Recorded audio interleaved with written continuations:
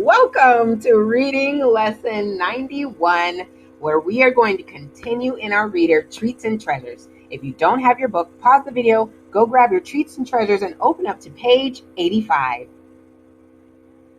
Now that you have your book and you've opened up to page 85, I'm going to read to you just a few pages. You can read along and aloud with me as I read. We are continuing our story of the 400 hungry children. Remember, it's coming from the story of Boxcar Children. I hope you had a chance to look it up and maybe read a little bit about it, or find where the book is, or maybe read it online. If you haven't, you still have time to check it out if you would like. Other than that, we're going to go ahead and read together here. So I'm going to start at the top of page 85 and just read to you just page 85 and page 86. And then you will read the rest, 87 through 92 on your own, and then look for some questions on Google Classroom to check your understanding of what you've read. Okay, so I'm starting at the top of the page 85. But if we leave the haystack, now someone will see us. When it was dark, the children came out of the haystack and went quietly toward the farmhouse, which was dark and still. Nearby was a pump, and Henry pumped water as quietly as he could. He did not even wake up the hens and chickens.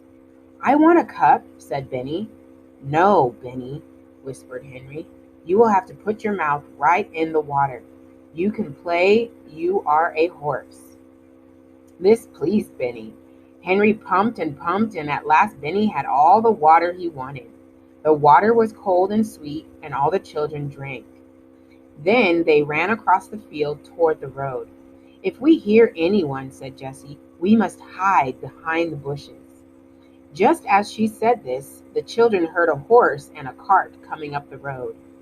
"Keep very still, Benny," whispered Henry. "Don't say a word." So the children got behind the bushes as fast as they could, for they did not have much time to hide. The horse came nearer and nearer and began to walk up the hill toward them. Then the children could hear a man talking. It was the baker.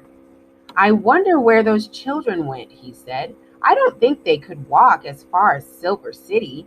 If we don't find them in Greenfield, we'll go home."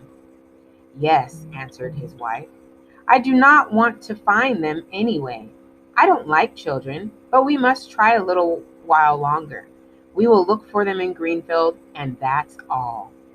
The children watched until the horse and cart had gone down the road. Then they came out from behind the bushes and looked at each other. I am glad those people did not see us," said Henry. "You were a good boy, Benny, to keep still. We'll not go to Greenfield."